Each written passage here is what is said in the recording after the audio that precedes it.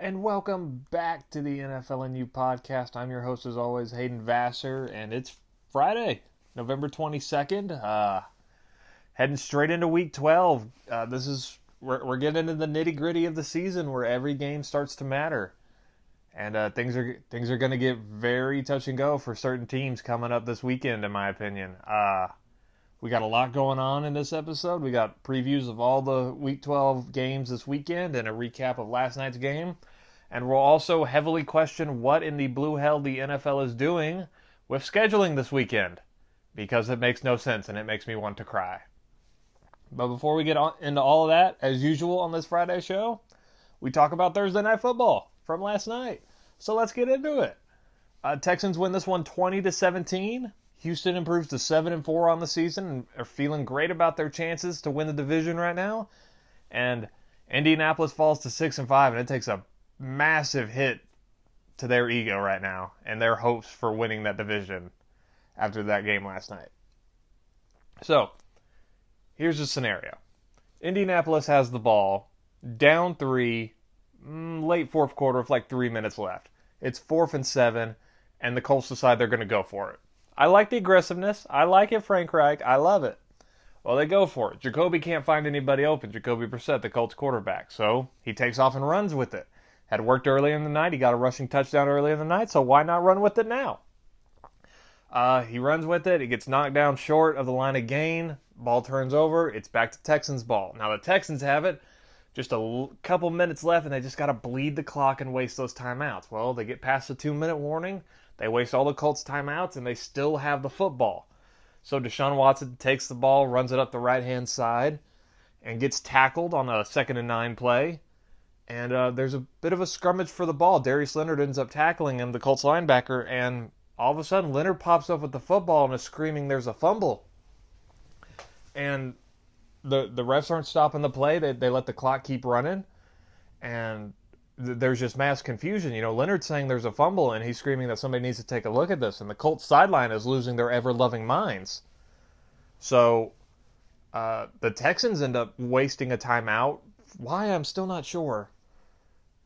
And from everything I've heard, they never really stopped play to look at the fumble. Even though, if you go back and look at the replay, it is a clear fumble by Deshaun Watson from Darius Leonard. And I think Darius Leonard did recover the football. They're saying that he never recovered it and the Texans somehow wound up with the football. I don't buy that for a second, but they gave it back to the Texans, and the Texans ran the clock out and won the game. And it's interesting, in my opinion, because after the game, Darius Leonard met Texans quarterback, I'm forgetting his name, Deshaun Watson. It's right there in my notes. I can't believe I blanked on his name. At midfield, and Deshaun Watson told him it was a fumble. That it was a fumble, and he had it. And that's what Darius Leonard told the media after the game. So even the players knew it was a fumble. I mean, it was a massive game for the AFC South and probably determining who's going to win the division, but it was a very boring game for the most part, and it's literally the last thing the NFL needs is more dirt piled onto the pile of their officiating is questionable at best. And it was questionable at best. But outside of the questionable fumble that the Texans recovered, I think the Texans offense played well last night. I think they played really well. It was a great bounce back after they got absolutely bullied by Baltimore last week and only scored 7 points. Deshaun Watson looked great. DeAndre Hopkins looked phenomenal. Caught 6 passes for 94 yards, 2 touchdowns. Will Fuller, in his first game back, shows you that he is a game changer and the true deep threat on that offense. 7 catches for 140 yards. Deshaun Watson went 19 of 30 for 298, 2 touchdowns, an interception, and 1 sack. They protected him well. And look what happens. They won the game, and Deshaun played well. It's funny how that works, Texans. It was a pretty boring game. I know I already said that, but there wasn't a whole lot to talk about. There were a couple big pass plays by Deshaun to DeAndre and one to Will Fuller. Other than that, there was nothing really to write home about. Nothing that would knock your socks off or like you would come out of it saying, I got to talk about this with everybody the next day, sort of thing. It was a back and forth effort, especially in the first half. It goes into halftime tied. No team really getting an advantage. I mean, even so much so that you come into the third quarter and the announcers are making jokes about how, mild this game has been and they're just waiting for something to happen. Uh, that's sad. But, this was a big game for the Texans. And, this was a tough loss for the Colts, who I think they played okay. They didn't play their best football. Their wide receivers just struggled to get open the entire night, even with the return of T.Y. Hilton, who was a surprise entry into the game. I thought he wouldn't play in this one at all. Jacoby Brissett, the Colts quarterback, went 16-25 for 129 yards, 1 sack, ran 4 times for 20 yards and a rushing touchdown. But the real important thing is that the Colts continue to run the ball well week to week. Last week they had their record-setting day on offense, and in this game they ran for 175 total rush yards. Most of that went to Jonathan Williams, who started in place of Marlon Mack, who was out with a broken hand. He ran 26 times for 104 yards and a touchdown. And I'm really starting to get concerned about this Texans defense. It just felt like that middle of the field was open the entire night, whether it just be running right up the middle or just planting a tight end in the middle of the field and telling him just to catch it. I'm really starting to get concerned about this Texans defense. They got gashed up terribly by Lamar Jackson last week. And, that's one thing to, there's no shame in letting Lamar Jackson in that offense beat you badly. There's no shame in that, in my opinion. But back-to-back weeks, you're giving up nearly 200 rushing yards. That's a problem. That's a very severe problem. Now, the Colts are not out of this by any means. We're going to wrap this up here because there's really not a lot to talk about.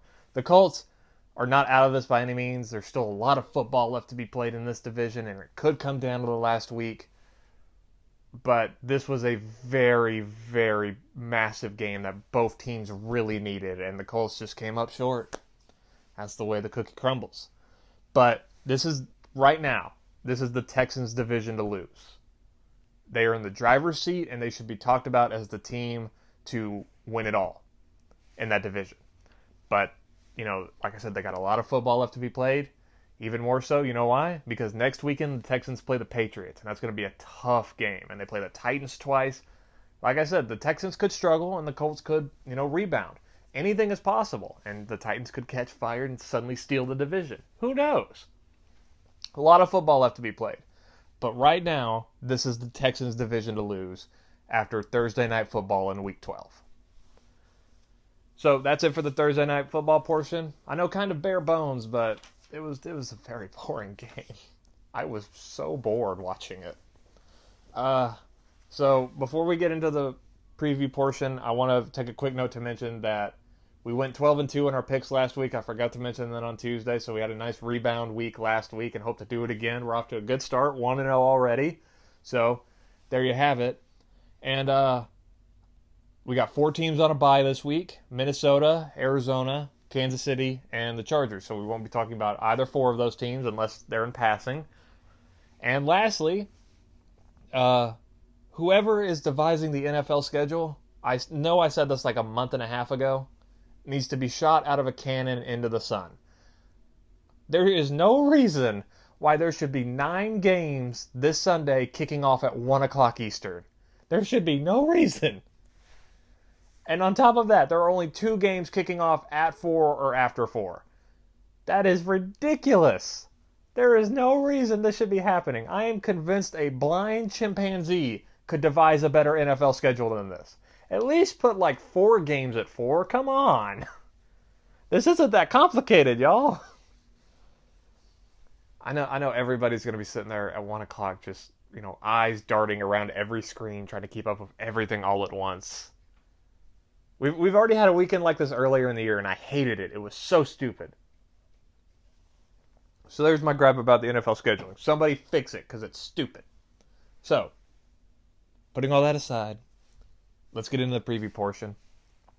And I see no better way to kick off the previews for Week 12 than talking about the absolute garbage heap that is the Detroit Lions at Washington football franchise. Lions are 3-6-1. They've lost 3 straight. Matthew Stafford, we don't know if he'll ever play again this season. They go on the road to take on Washington, who is a one-win team, 1-8, and have lost 4 straight. This is a matchup of two of the worst defenses in the entire league. Washington has the number 23rd total defense with 369.5 yards per game. That's pretty bad. The Lions are the number 30 total defense, giving up an average of 412.8 yards per game. That's even worse.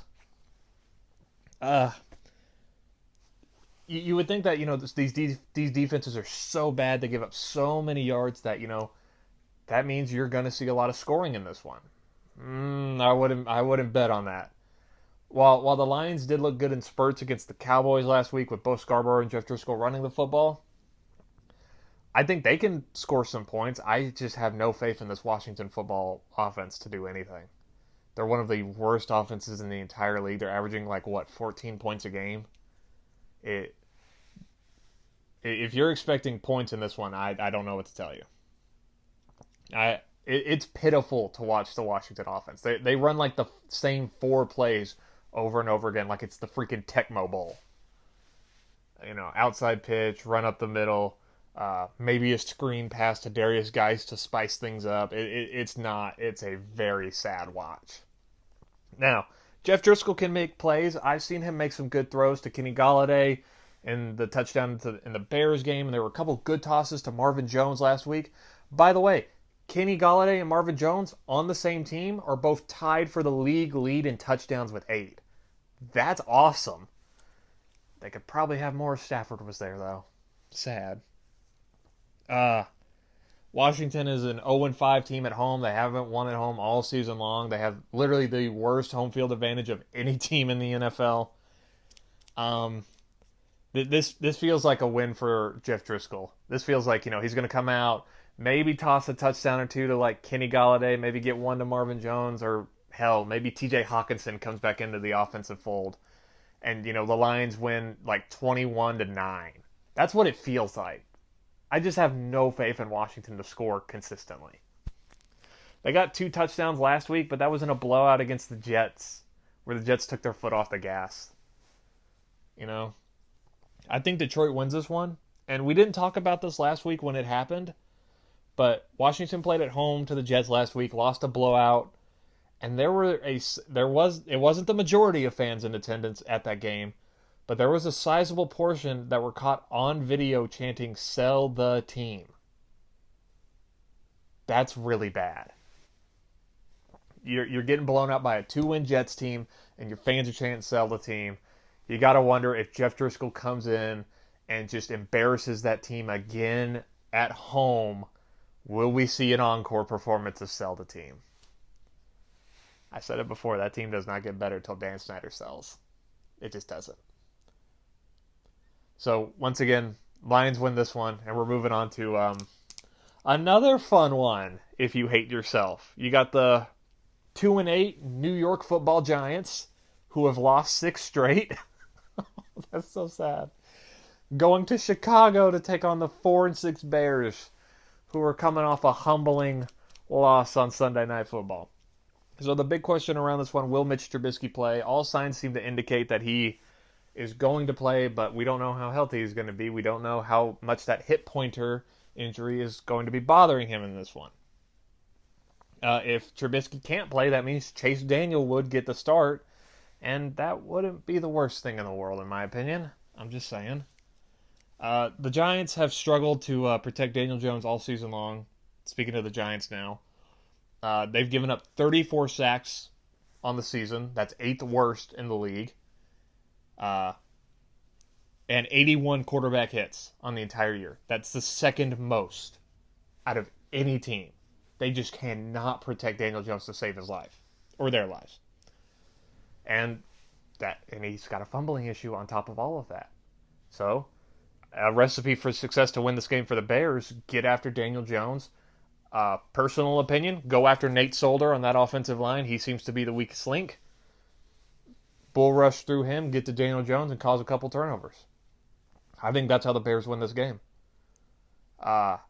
So you got to wonder if Khalil Mack and the rest of that Bears defense has a big game. Khalil Mack's kind of had a couple games this year where he's been a non-factor, which is stunning when you really think about the type of playmaker he is. And there's just been a couple games where you'd never hear from him, which is really crazy in all honesty. Speaking of the Giants' defense now, it's terrible. They're 27th in total D, giving up 381.7 yards per game, and they give up an average of 28.9 points per game on defense. That's third worst in the league. You know, they can't protect Daniel Jones on offense, and their defense is so leaky, anybody can get through it. Now, when I say anybody, I don't necessarily mean Mitch Trubisky. Because the Bears' offense is equally terrible. They're the 30th ranked total offense in the league with 262.7 yards per game, and they're averaging 16.9 points per game. That's fifth worst in the league. So you got a terrible defense in the Giants, and you got a terrible offense in the Bears. Something's got to give in Chicago. This could be a matchup of field goal kickers galore. Oh, and that would be great for the Bears because they've really struggled lately with the field goal kicking department with Eddie Pinheiro, who missed, if I remember correctly, he missed 2 kicks on Sunday Night Football. So, there you go. If it comes down to kicks, I know the Chicago Bears would be thrilled with that. I really don't like either team to win this game, but I'm going to go with the Giants. I feel like Daniel Jones has been a proven that I've seen more from the Giants offense this year than I've seen from the Bears. And I put more faith in offense than I do defense. I just do. I know they can't protect him, and he's probably going to get sacked like 5 times in this game, and he's probably going to turn the ball over at least twice because they can't protect him. But I just feel like the Giants will find a way to win an ugly one like 17-14. I just have no faith in the Bears whatsoever. None whatsoever. So I think the Giants win this one, and we're moving on to the next one. Probably the most confusing game of the weekend, in my opinion. You got the 3-7 Denver Broncos going to Buffalo to take on the 7-3 Buffalo Bills. This is confusing for a lot of reasons. Buffalo has, as we've talked about it to death on this podcast, they struggle against the bad teams. Until last week when they beat the living tar out of the Dolphins. And I threw roses at their feet and wanted to throw them a parade for finally bullying a bad team. Well, now they're playing the Broncos. Another bad team, but it's in Buffalo. So they should be heavy favorites in my opinion. You beat up Miami. Now do it again, Buffalo. Josh Allen, the Bills quarterback. I almost called him the Bears quarterback. Talk about a Freudian slip. The Bills quarterback was named the AFC Offensive Player of the Week last week for his 4 touchdowns against Miami. That's great. Show me some more, Josh Allen. This is what I've been dying to see from your team. The stats say the Denver defense is good. According to ESPN, they're the number 4 total defense in the league, giving up 310.8 yards per game. And they're giving up an average of 19.7 points per game. That's tied for 5th best in the league. So if you just look at that, you would come away saying, wow, this Broncos defense is good. If you've watched any of the games that they played this year, you would say, my goodness, they are not a good defense. I think they're a good defense in the first half. I really do.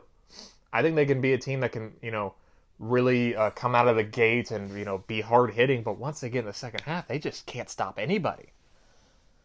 They just can't hold on to a lead or in a close game. 4 of their losses this season, they have led in the second half. In fact, 3 of them, if I remember correctly, no, 2 of them, my bad. 2 of them, they had a lead in the final 5 minutes. I mean, come on, Denver. A good defense does not choke that away. A good defense finds a way to hold on and win that game. I'm serious. Think about this. If the Broncos truly are a good defense like the stats say they are, then those 4 games where they led in the second half should be wins, correct? At least 3 of them. Let's at least say that. At least 3 of them. So that's the difference between, the Broncos being a 6-win team and what they currently are now at a 3-7 team that just feels like they play and coach scared in the second half every single week. Uh, that's why this game is so confusing, because the Bills, for the vast majority of the season, excluding last weekend, have shown that they struggle against bad teams. And the Broncos are a bad team. And the Broncos come in and they can't hold on to a lead in the second half. That's why this game is so confusing, and I didn't know what to do. But for this game, I'm expecting the ugly Bills to show back up. I'm talking about the Bills who normally don't play good in the first half of the game, where Josh Allen struggles mightily and, let's say, he fumbles the ball twice. That's what I'm expecting to show up. That's what I'm expecting from the Bills. I'm expecting the Broncos defense to come out and play good. It's going to be a cold environment on the road. Their defense will come out and play good in the first half. And I am fully expecting it to be a one-possession game. Let's say 5 to 7 point lead for one of the teams, or even tied with 5 minutes left in the game. That feels like it's correctly up both of these teams' alleys, with the Broncos choking away leads and the Bills having to come from behind against terrible teams all season long.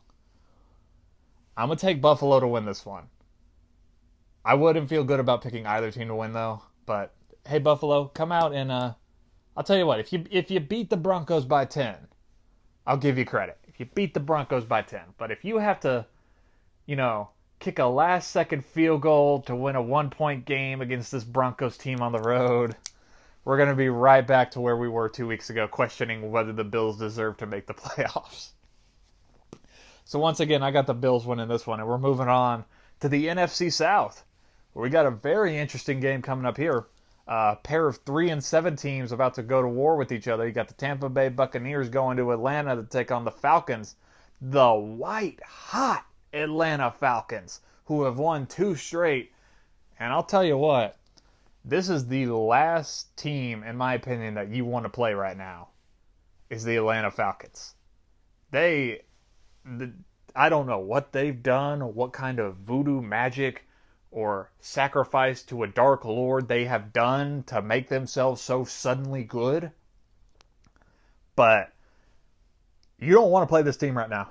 You don't want any part of it. Here's why. The last 2 games that they have played against fellow NFC South teams, the Panthers and the Saints, the Falcons have combined for 11 sacks. That's scary. You know what else? They've also only given up a combined 12 points the last 2 games. 9 to the Saints, 3 to the Panthers.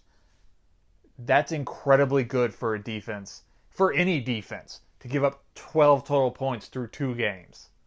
We were frothing at the mouth when the Patriots did that earlier in the season, and now the Falcons are doing it here in weeks 10 and 11.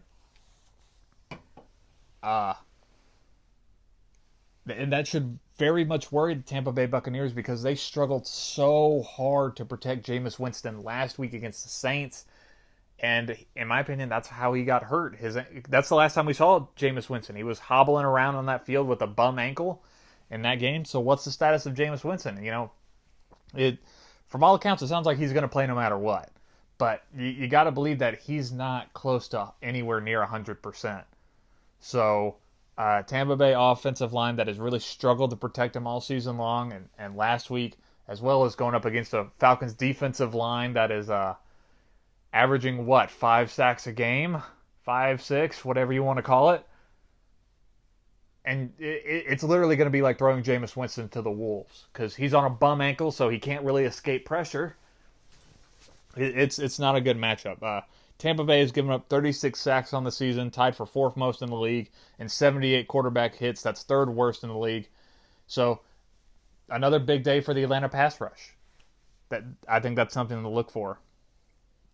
The Tampa Bay defense is, staying with the Buccaneers. They're the worst scoring defense in the league. They're averaging giving up 31.3 points per game. That's the worst out of any team in the league. No team on defense gives up more points than the Buccaneers. So you got to wonder, is this going to be a big day for the Falcons offense? Calvin Ridley had a good weekend last week against the Falcons. Not the Falcons, the Panthers, my mistake.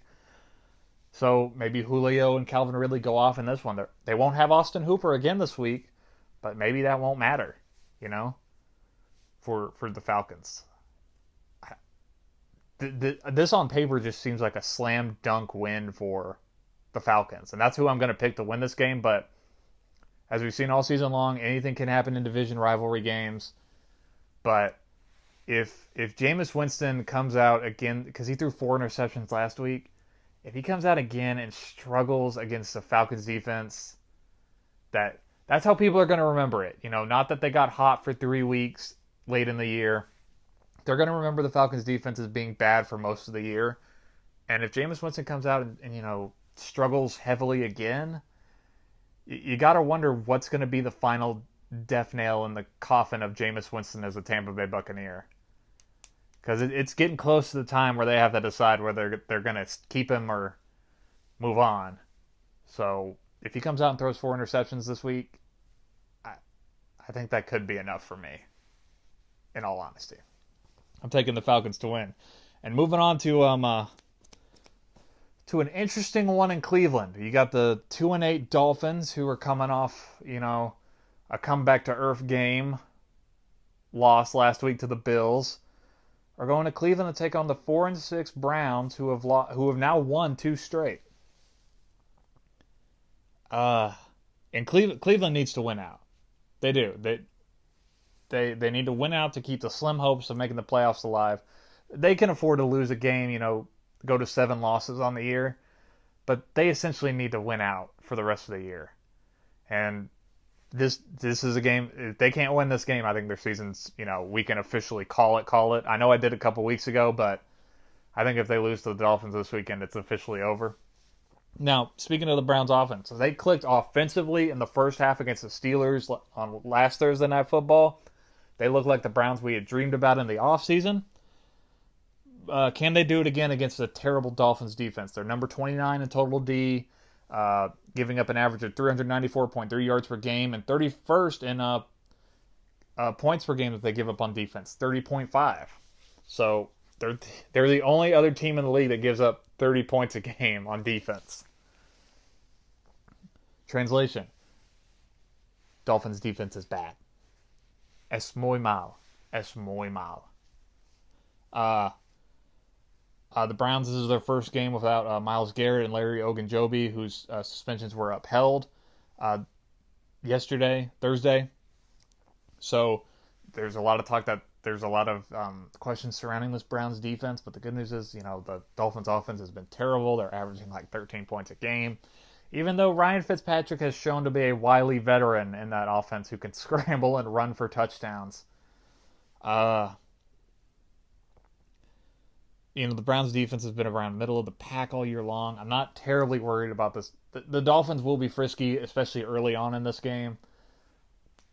But I'm expecting the Browns to pull away late. The Dolphins offense is bad in multiple areas. They're 29th in total offense with 263 yards per game. 31st in points per game, 13.9.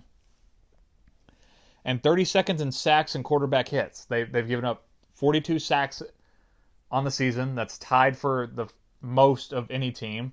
And 89 quarterback hits. That's the most by far of any team. The Dolphins have been frisky in a lot of their games this season, especially as of late. They haven't given up. They're still trying every week. They're still playing hard for Coach Flores. I'm expecting it to, be a game at halftime, but I'm expecting in the fourth quarter the Browns to find a way to pull away. It doesn't have to be pretty, Cleveland. I know you struggled all season long, and I've harped about how dysfunctional you are and how you're a broken mess. Well, you know what? Sometimes broken messes can win games, too. It does not have to be pretty, Cleveland. Like I said at the beginning of the show, every game matters now. Just win. Just win, baby. That's all that matters. It can be as ugly as you want. Baker Mayfield can throw 5 interceptions. Nick Chubb could rush for 20 yards. If you win, that's all that matters. And I think the Browns win this one. But I wouldn't be stunned if the Dolphins have it close in the second half.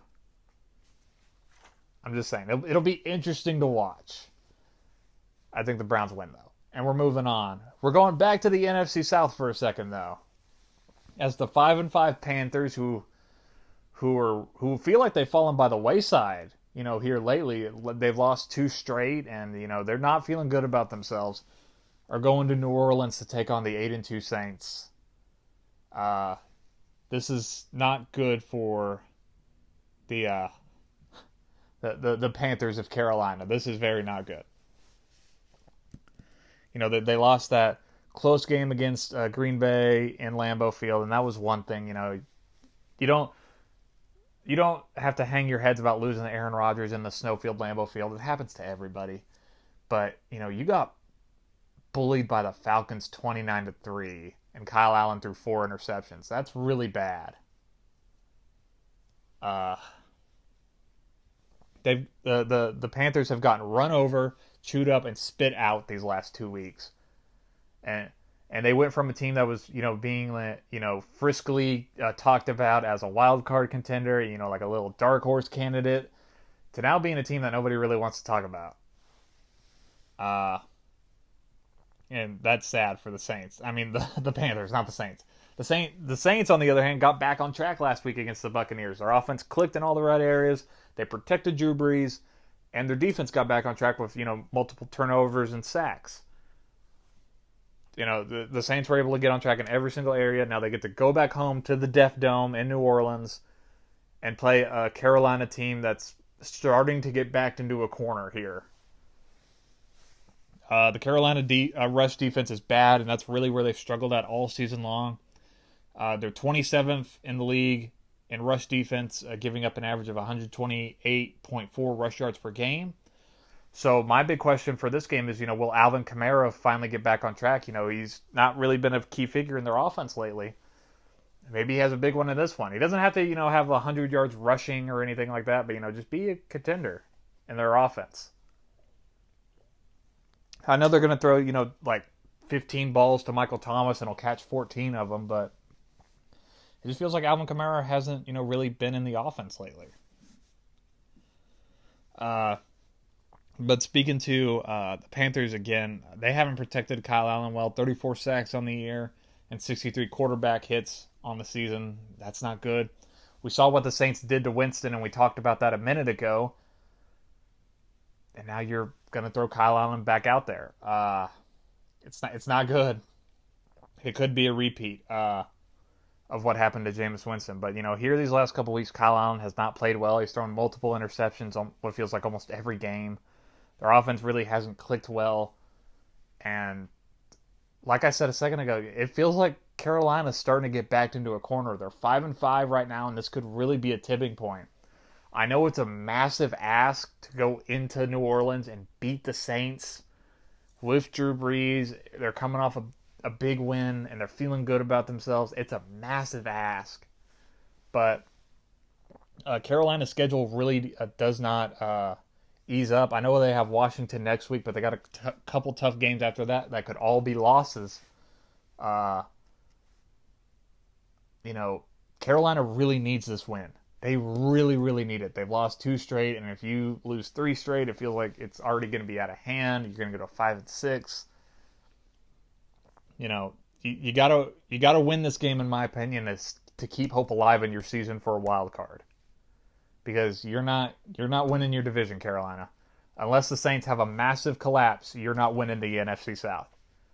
So you got to start stringing together wins, and you desperately need this win, especially in light of what the Panthers owner said on Tuesday. It was right after we finished recording the podcast, and he just made a comment that, they're not going to settle for mediocrity.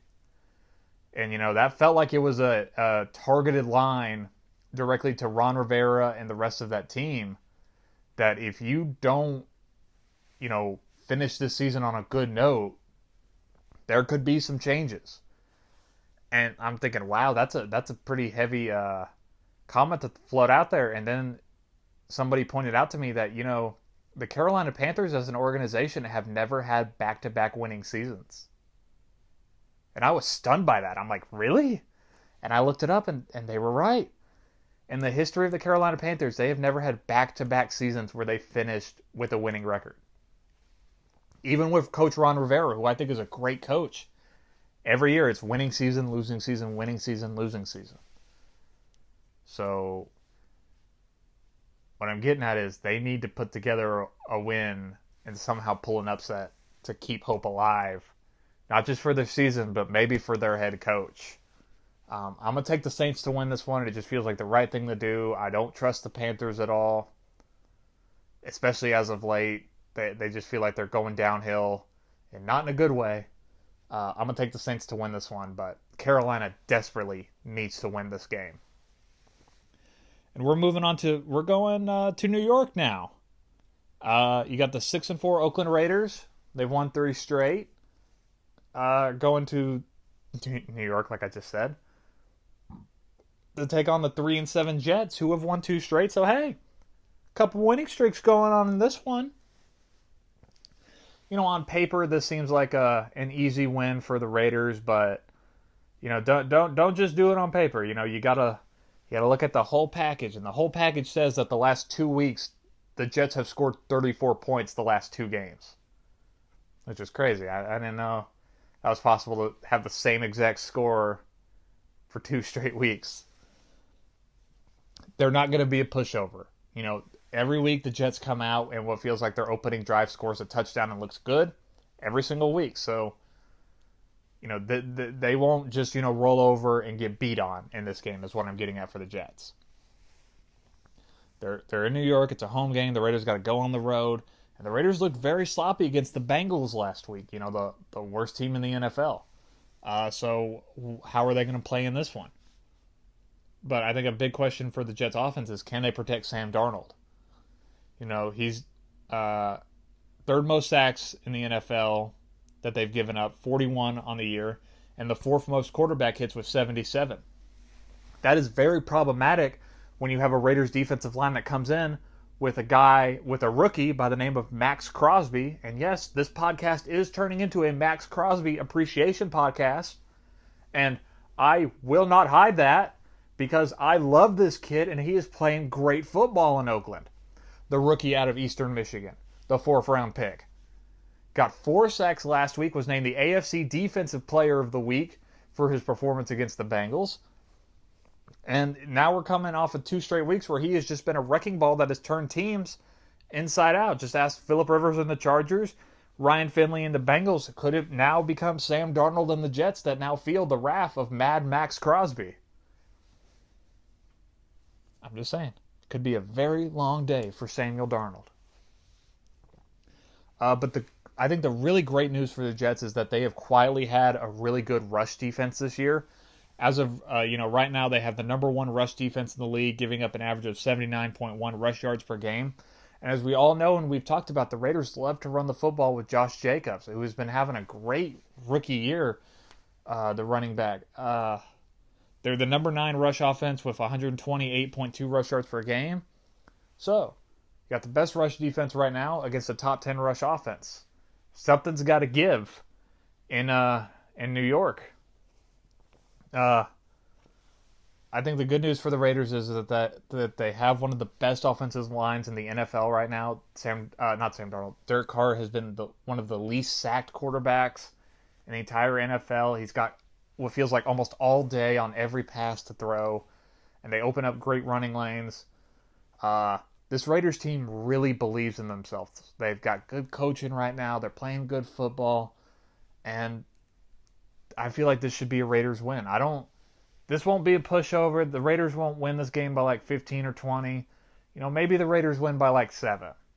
But that'll be enough. Like I said, at this point in the year, it does not matter how you do it. Just win, baby. Style points do not matter. This ain't college football.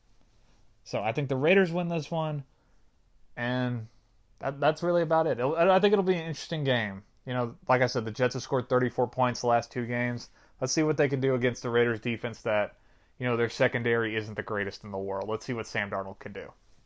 And we're moving on to, in my opinion, the biggest game out of this early 1 o'clock Eastern time slot.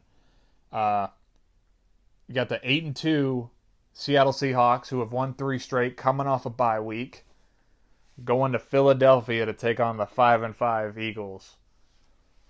This game could be massive. Seahawks are one of the best, not one of the best offenses. They're one of the premier offenses in the NFL this season.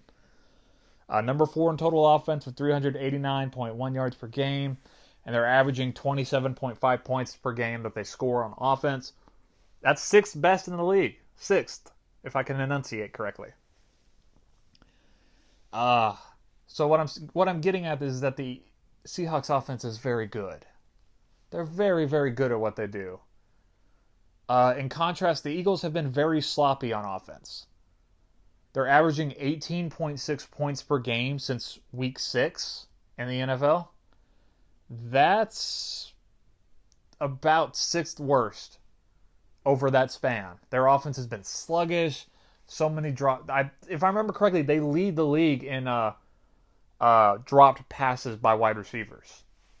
And don't know if Alshon Jeffrey is going to play in this one, and that means Nelson Aguilar is probably going to get a lot of snaps, who feels like he just drops passes left and right.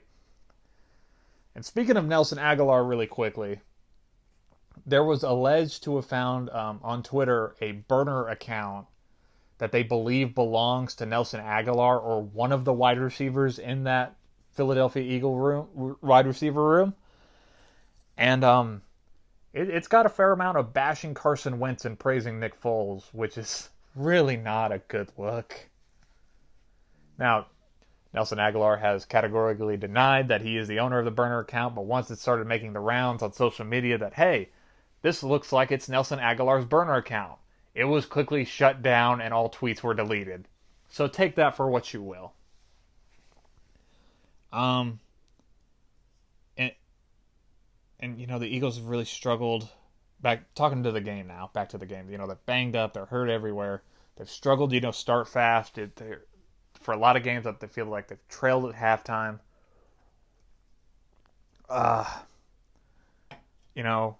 We talked about the Panthers really needing that game to stay alive and keep hope alive for their season. The same could be said for the Eagles. You're 5-5.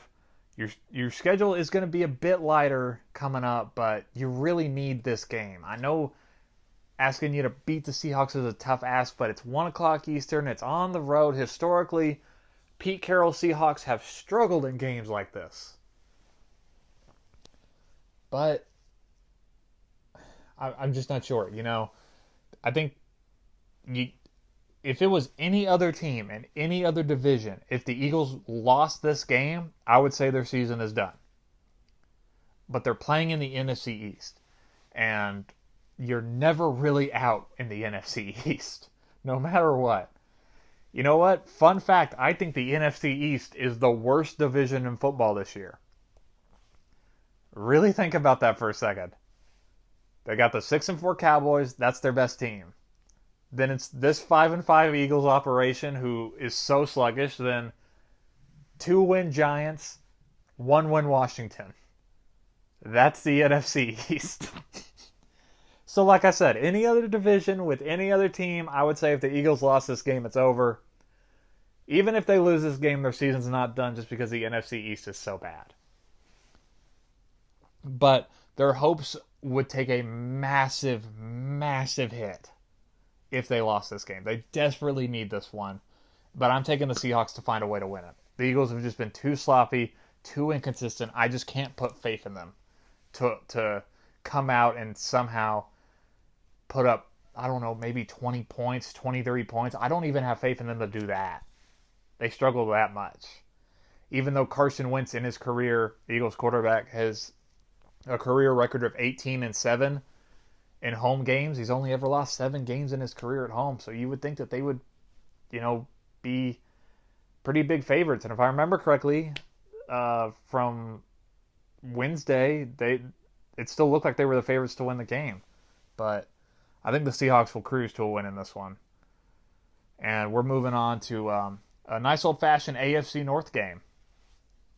You got the 5-5 Steelers going to Cincinnati to take on the 0-10 Bengals. Oh, joy. This is the first Pittsburgh-Cincinnati game that will not have Ben Roethlisberger or Andy Dalton playing quarterback in it since Week 13 of 2003. Talk about that for a nugget, huh? Yeah. So, great news for the Steelers. Marquise Pouncey, their center, who was suspended for 3 games, voiced his appeal to the league earlier this week and got his suspension reduced. It's 2 games, so he still missed this one in the game against the Browns next week, but he'll be back a week sooner than they expected, so great news for the Steelers. But in this game, he won't be there, so they won't have their starting center. It sounds like James Conner, their starting running back, will not play in this one. He's still hurt with that shoulder injury. And it sounds like Juju Smith-Schuster, with a knee injury and a concussion, will not play in this one either. So think about that for a second. Your starting center will not play. Your starting running back will not play. Your number one wide receiver will not play. If you told me that, and you told me a team is going on the road to play a division rivalry game, I would say that team loses that 9 times out of 10. But this is the one instance where that opponent is the Cincinnati Bengals. So I don't think the Steelers will have a problem. The Steelers' defense is going to have to do a lot of the heavy lifting, though, like they've done all season long. I still think they're a good defense, even though they got tore up a bit by the Browns last week and got embarrassed at certain points. I still think they can come out and handle the Bengals pretty well. The Bengals have a terrible O-line. They're going to run the football a lot with Joe Mixon, with their recommitment to the running game. And Ryan Finley doesn't scare me at all if I'm a defender. You watch him play, and I'm struggling to find, why is this guy starting over Andy Dalton? What he doesn't have. You watch his game, and there's nothing that really comes out and says he should be starting over Andy Dalton. Ryan Finley has that feel of a guy that you just want to see what he can do, but you only want to see it, the last 2 weeks of the season when, there's nothing else to play for.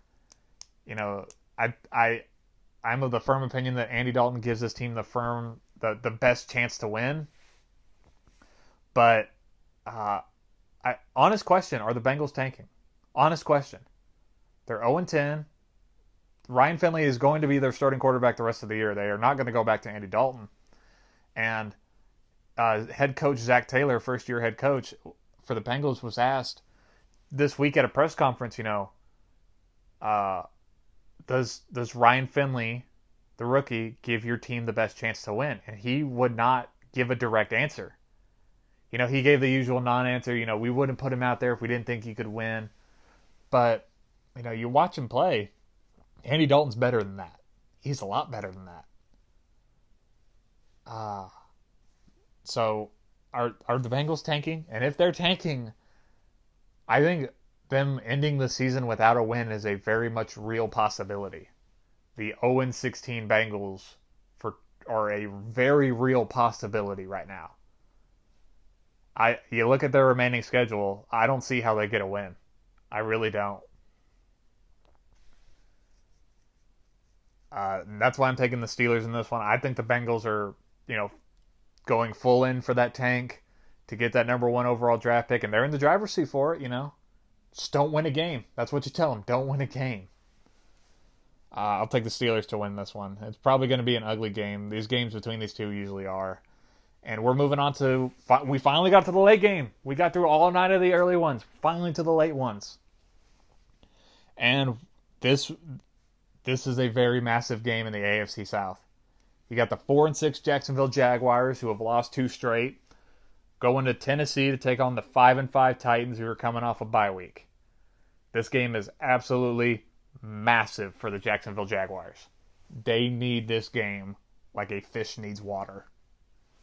They gotta win, or else their season's done. Because they've come off some tough losses. Nick Foles was back last week. He struggled. He didn't really struggle, in my opinion. He did more of the heavy lifting for that offense.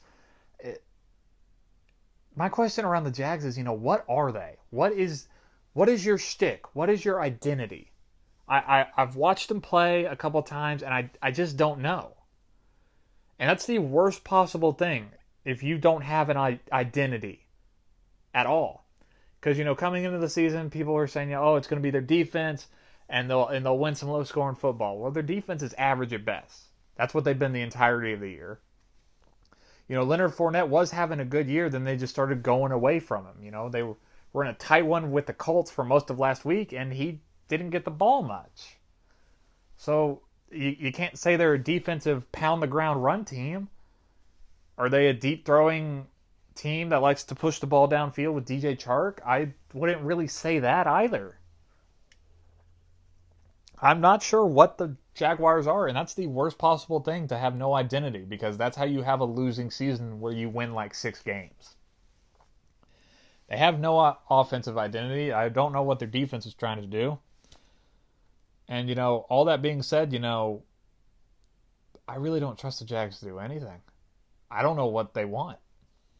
Of course they want to win, but I don't know how they want to do it.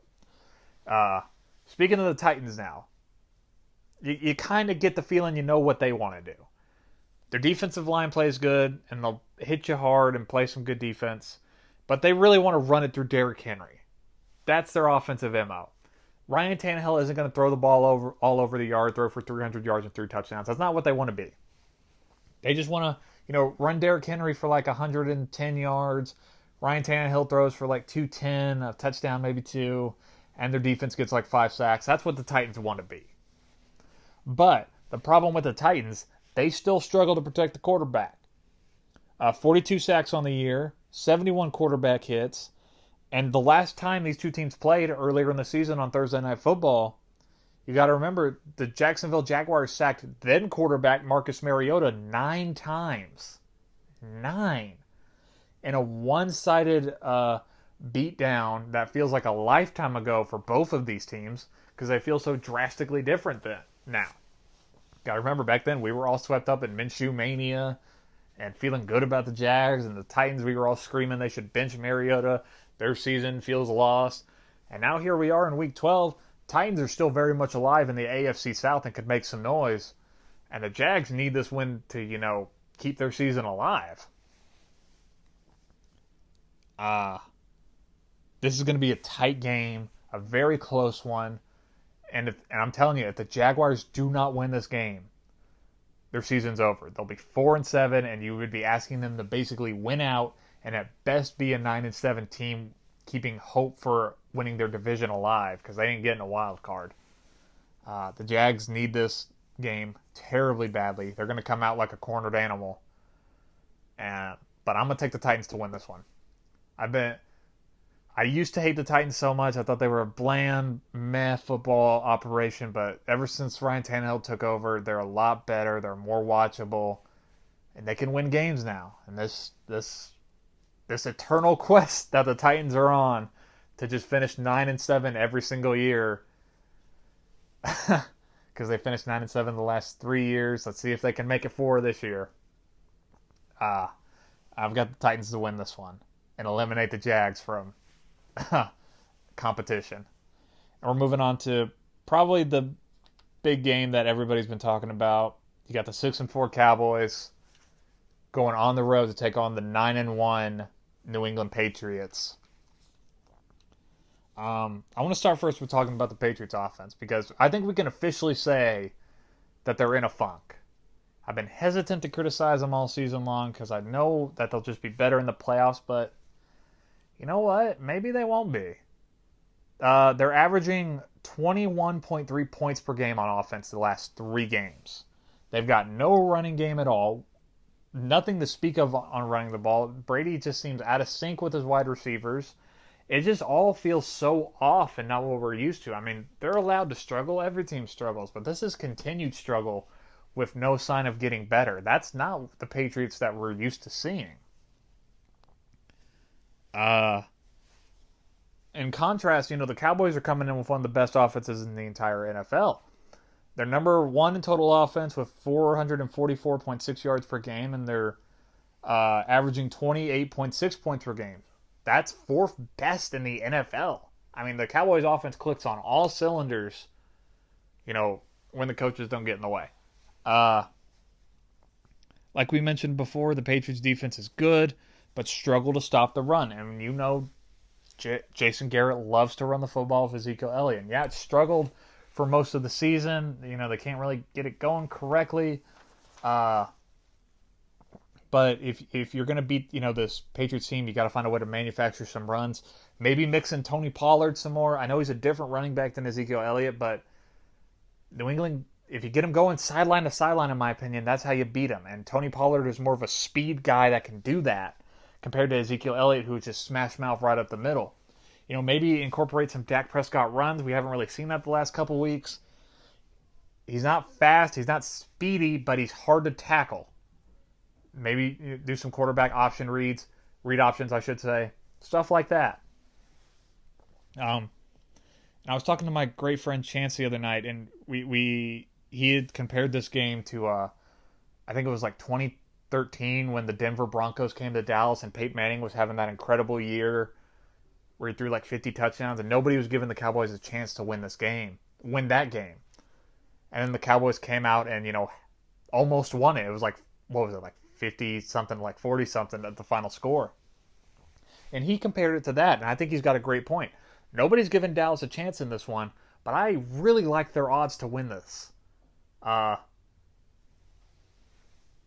really do, because I think their running game can really give New England fits. Their passing game is good. Dak Prescott is playing at an elite level, and New England's offense has struggled.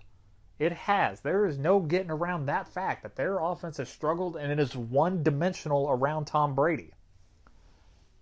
There's also the Michael Bennett factor, who played for New England, and I know he's keeping things very professional and business-like, but I bet it would feel really great for Michael Bennett to go out there and sack Tom Brady once or twice in this game. Now, I'm expecting this game to be a one-possession game in the fourth quarter. I really am. I think the Cowboys can hang with them. But I think the coaching expertise that is Bill Belichick will outclass Jason Garrett, like a lot of coaches do, in the fourth quarter. And I think the Patriots will find a way to win. That's why I'm taking the Pats to win. And here's a scary nugget for you. The Patriots have won 20 straight home games. That includes playoff games. 20 straight home games. That's scary. If I remember correctly, you have to go back to like early 2017 to the last time they lost a home game. It's an impenetrable fortress to try to go in and win. That's really why I'm taking the Patriots. The Patriots rarely lose at home. Coach Belichick is just a master at X's and O's. And I think they'll find a way to just outcoach Jason Garrett and eke out a win. It won't be...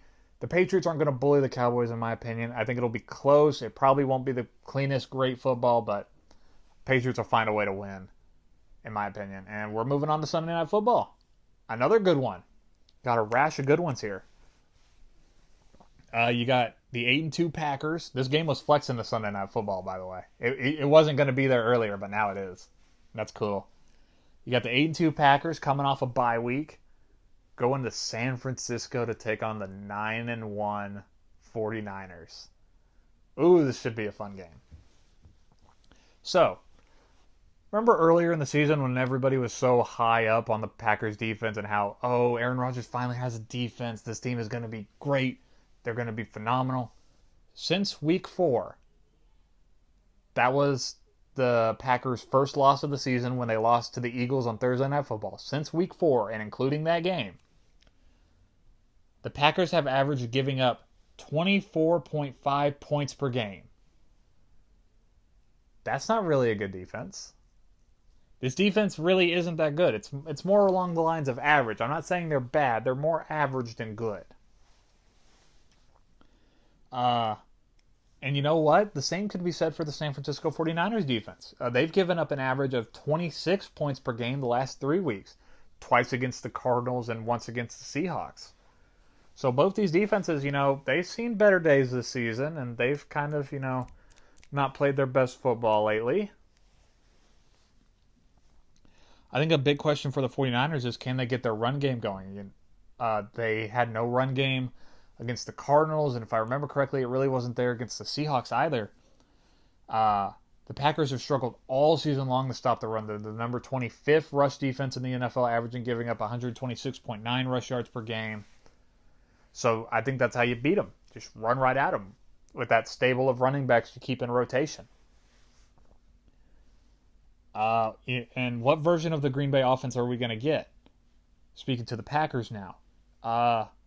Is it the one where Aaron Rodgers does all the heavy lifting and throws for 350 yards and 3 touchdowns? Or is it the one where Aaron Jones rushes for 3 touchdowns? It feels like it's just different every single week. And sure, the Packers are 8-2, but There's still questions about them in my opinion. Defense isn't that good. Their offense changes what feels like every single week. But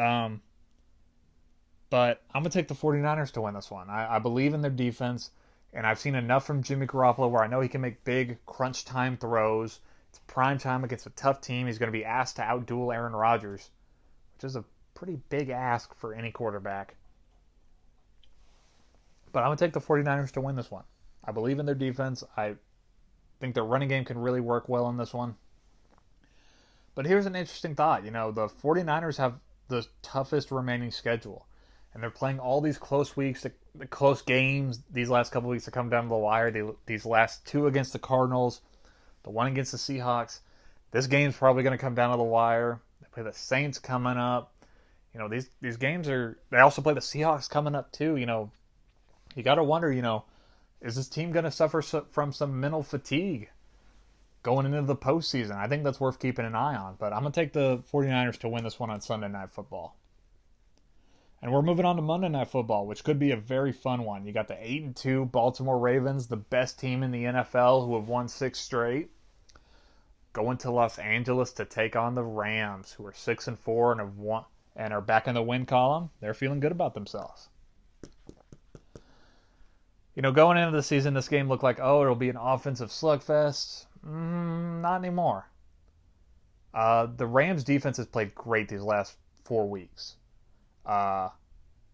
Giving up 11 points per game these last 4 weeks. Now, granted, that was against some cupcake teams whose offenses really aren't good, but still, they're playing good against some bad teams. Now they're playing a great team. Let's see what they can do. The Rams also have the number 5 rush defense in the league, giving up an average of 89.1 rush yards per game. That's really good. They're going to need it against this Ravens offense that's the best in the NFL, in my opinion. They're number 2 in total offense with 428.6 yards per game. They're the number 1 rushing offense, averaging 203 rush yards per game. Think about that. Think how many teams have averaged 200 rush yards in a season. It's either incredibly small or the Ravens will be the first to ever do it. I don't really know if any other team has ever done that. That's incredible. And they're the number 1 scoring offense in the league. They're averaging 34.1 points per game. What I'm telling you is this Ravens offense is incredible. And the Rams defense is good. The Patriots defense was great, and the Ravens made them look stupid. Just saying. And the scary part is the Ravens aren't just an offensive show. They're the complete package. Their defense is getting a lot better each and every week. These last 3 weeks, they're giving up 14 points a game. They're getting after the quarterback. They're stopping big plays. They're holding and scoring position.